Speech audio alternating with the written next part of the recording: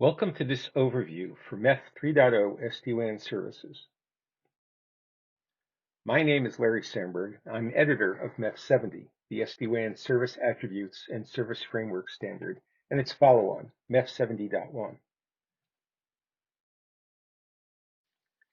MEF 70.1 is the industry standard definition of SD-WAN services. MEF 70.1 provides a standard terminology for describing SD-WAN services and the components of SD-WAN services and networks. MEF 70.1 also provides a framework for SD-WAN services, which is based on a set of named parameters called service attributes and their allowed values. MEF 70.1, like other MEF service standards, is part of a three-part framework of MEF offerings, and it is the basis of the other two parts. The second component of the MEF framework is MEF's Lifecycle Service Orchestration, or LSO.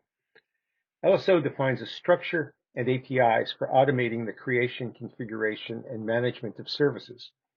LSO provides the ability to automate the complete lifecycle of a service from pre-order qualification to quoting, ordering, and terminating the service. In addition, JSON schemas that describe the relevant parameters of each service are provided for use with each of the APIs. The third component of the framework is test and certification. Test and certification has three parts. Service providers can certify their service offerings, software and equipment vendors can certify their implementations, and all organizations can certify their professional employees. But it all starts with the service definition.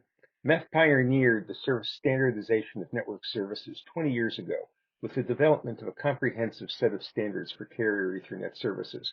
It was called Metro Ethernet back then. Subsequently, MEF standardized operator Ethernet services, IP services, Layer 1 services, and more recently, SD-WAN services and SASE services. Each service definition is based on a set of service attributes. The first important thing to note about service attributes is that they describe the behavior of the service from the point of view of the subscriber, not the implementation. Service providers, equipment, and software vendors are free to implement MEF services any way they want, and even provide enhancements beyond the standard, as long as the behavior described in the standard can be provided. The second important thing to note about service attributes is that they represent an agreement between the service provider and the subscriber. The agreement on the value of a particular service attribute could be one-sided. For example, the service provider may only support a single value, but it can also be a value negotiated between the parties. The resulting value can have an impact on the price that the service provider charges the subscriber. Some service attribute values may be specified in the service catalog, others during the onboarding process, and others in the service level agreement. One important role of MEF service standards is to define a standard terminology for the components of the service. This slide shows the major components of an SD-WAN service. The purpose of the SD-WAN service, like all connectivity services, is to connect parts of the subscriber network together. This might also include public or private cloud services that the subscriber has subscribed to. Walking through the other components of the service shown in the diagram, the subscriber connects to the SD-WAN service at an SD-WAN edge. There are three SD-WAN edges in this network. The demarcation point between the subscriber and the service provider is the user network interface, or UNI. The UNI is usually shown adjacent to the SD-WAN edge, but it can be anywhere between the SD-WAN edge and the subscriber's device. Traffic is carried across the SD-WAN service over underlay connectivity services. In this diagram, there are two underlay connectivity services, and one of them is an internet service. The last important component is the tunnel virtual connection, or TVC. These are the logical forwarding paths between the SD-WAN edges. SD-WAN is different from other MEF services in several ways. In this discussion, we'll focus on three important differences. The first is that SD-WAN is an overlay service supporting multiple underlay technologies. The second is that SD-WAN is application aware, segregating packets into separate flows based on the source of the packet and layers 2 through 7. And then third is that SD-WAN uses policies to determine forwarding paths and other aspects of the packet processing. Traditionally, subscribers purchased connectivity services with a single architecture, such as an IPVPN service or a carrier Ethernet service. The subscriber attaches to the service at a UNI, and the data traverses the network using the native addressing and forwarding model for that network architecture. This is shown in the left-hand diagram. SD-WAN is an IP service in that end-to-end addressing is based on IP addresses. But SD-WAN provides an overlay on multiple connectivity services that can have the same or different architectures and forwards the IP packets over paths that are most appropriate for each flow. This is shown in the right-hand diagram. The underlay connectivity services, as we call them, can have different architectures. For example, one can be an MPLS-based IP VPN, and the other can be an Internet access service. Having multiple underlay connectivity services, regardless of architecture, can provide a higher level of resilience. Having underlay connectivity services with different architectures can provide differentiated service and potentially price advantages. For example, an MPLS service can carry business-critical traffic, and an Internet service can carry backups, email, and other less important traffic. This allows the MPLS service, which is likely to be more expensive than the Internet access service, to be purchased with lower capacity and therefore lower cost. This is possible because SD-WAN is an application-aware service. Ethernet services deliver Ethernet frames based on MAC addresses and VLAN IDs over a network that behaves like a switched Ethernet network. Similarly, IP services deliver IP packets based on IP addresses using an IP-routed network. In neither case is there any consideration of whether a particular packet is a point-of-sale transaction or an email message, for example. It is true these networks can support multiple classes of service, but more often than not, class of service doesn't affect the path followed, it just affects the queuing at each hop. SD-WAN, on the other hand, identifies application flows, and for each application flow, it selects the path that is most appropriate. Application flows can be identified using any combination of conditions spanning content from layer 2 up to layer 7. In MEF 70.1, we call the set of conditions or rules that describe what to look for in each packet an application flow specification. Service providers can provide a catalog that can include both simple and complex canned application flow specifications. These can simplify the process for subscribers, but it also allows the service provider to define complex application flow specifications that can include additional packet processing in addition to just matching data.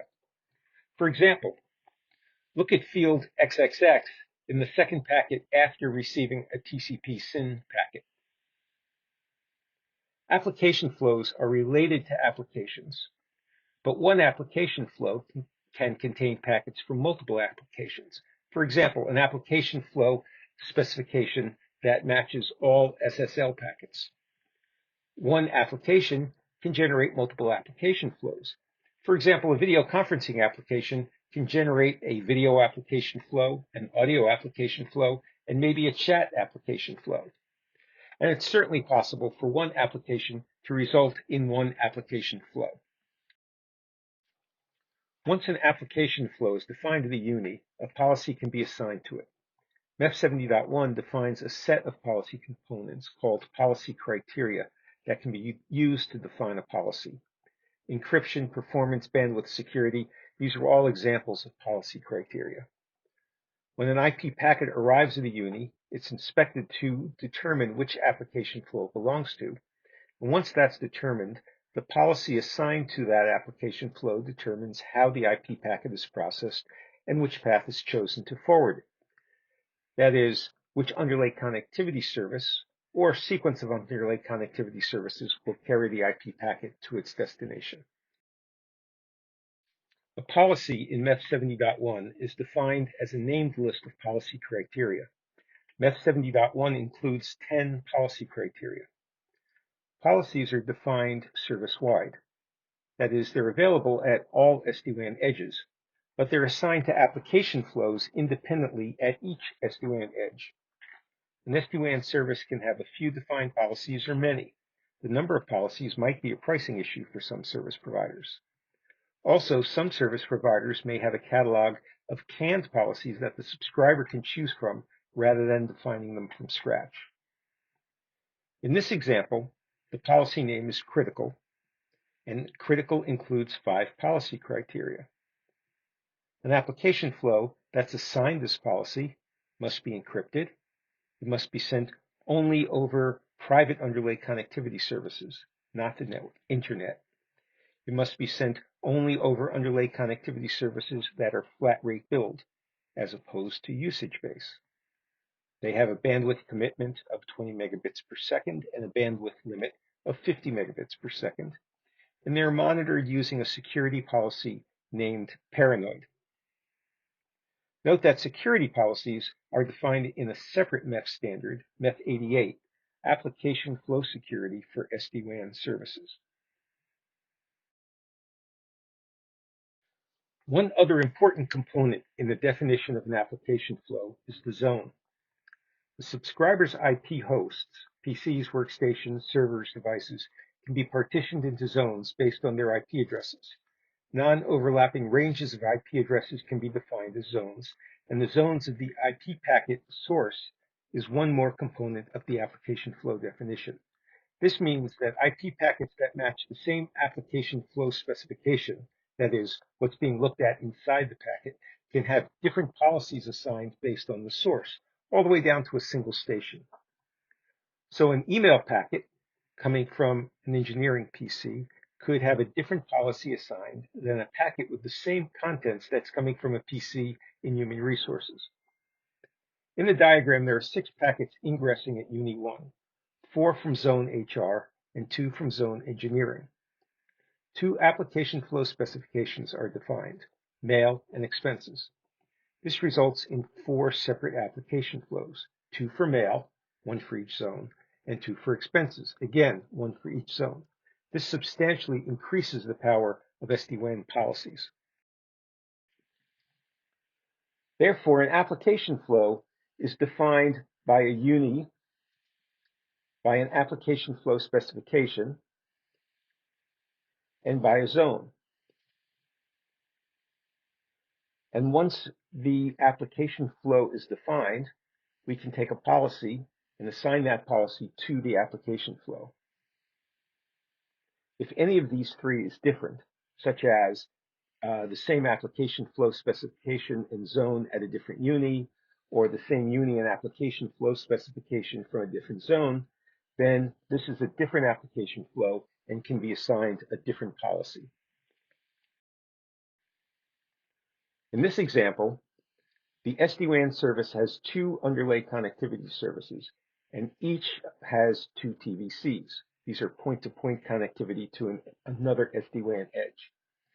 And an IP packet is arriving at the UNI. The first step is for the packet to be classified. In other words, we determine which zone the packet is in and which application flow specification it matches. The packet is part of the application flow at this UNI that consists of all IP packets that match that application flow specification and zone. At this point, all 4 TVCs are candidates for forwarding the packet. The next step is to apply the policy to the IP packet. Applying the policy to the IP packet can reduce the set of TVCs that can carry the packet. In this case, to just TVC1 and TVC2. There are many possible reasons for this. For example, UCS1 may be an IPVPN, and UCS2 may be an Internet Access Service, and the policy indicates that the packets in the application flow are not permitted to be sent over the Internet. Therefore, only the TVCs in UCS1 are available to this application flow. The final step is to make the IP forwarding decision. The IP forwarder, in this case, determines that TVC2 and TVC4 have a route to the destination. But since the policy has limited forwarding to TVC1 and TVC2, then TVC2 is chosen for the packet. It's certainly possible that 2 or more TVCs could be appropriate at this point, in which case the decision will be made on other factors, system factors such as congestion or load balancing, for example. One final aspect of SD-WAN worth mentioning is dynamic path selection. A policy can include policy criteria that describes performance characteristics of the path for the application flow. For example, the packet delay should be less than 30 milliseconds. The SD-WAN service provider can monitor the performance of the various TVCs in the SD-WAN service in real time, and the forwarding path for an application flow can be moved from one path to another as needed to meet the goals specified in the policy.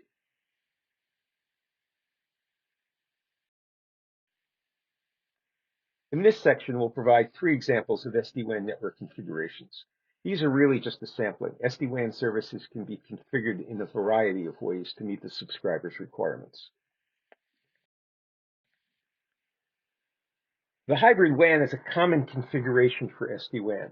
This SD-WAN has 2 underlay connectivity services, one private service, such as an MPLS VPN, and a public internet service. The private service can be used for mission-critical application flows, including application flows that require more predictable performance. The internet underlay connectivity service can be used for bulk traffic, such as backups, possibly email, as well as for internet breakout. That's the direct access to internet sites that are outside the SD-WAN network. The internet underlay connectivity service can be configured with additional bandwidth to allow it to provide an alternate path if the MPLS service becomes available. Of course, data would have to be encrypted over the internet. The dual internet configuration provides an interesting solution, especially when one of the SD-WAN unis is at a cloud service. With 2 paths and ISP diversity, the cloud access can have both high bandwidth and a high level of resiliency.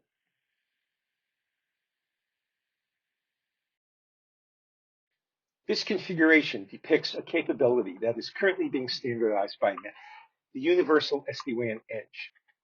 The Universal SD-WAN Edge addresses the problem that many cloud services are accessed by SD-WAN, but each SD-WAN subscriber may be using an SD-WAN Edge from a different vendor. Currently, the point of presence for the cloud provider needs to have an SD-WAN edge for each of the vendors in order to terminate the SD-WAN services.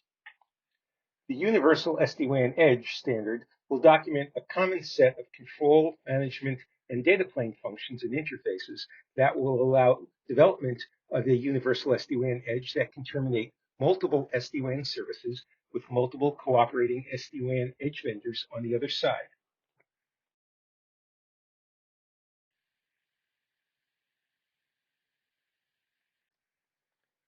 As noted earlier, MEF 70.1 provides the foundation for a large body of additional MEF activity.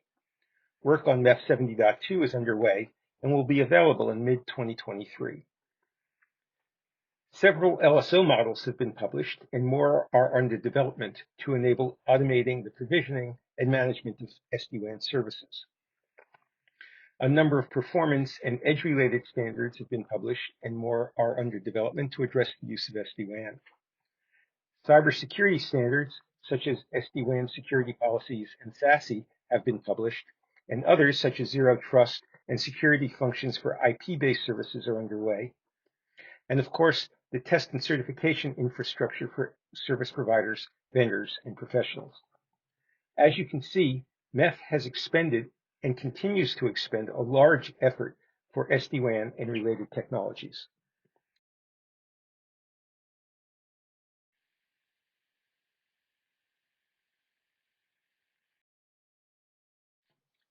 This brings us to the end of this MEF 70.1 presentation.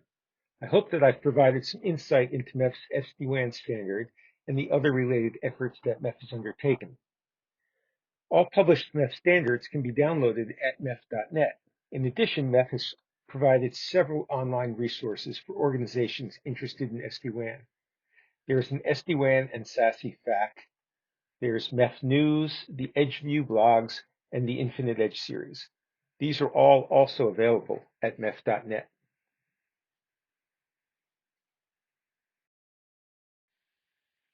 Thank you.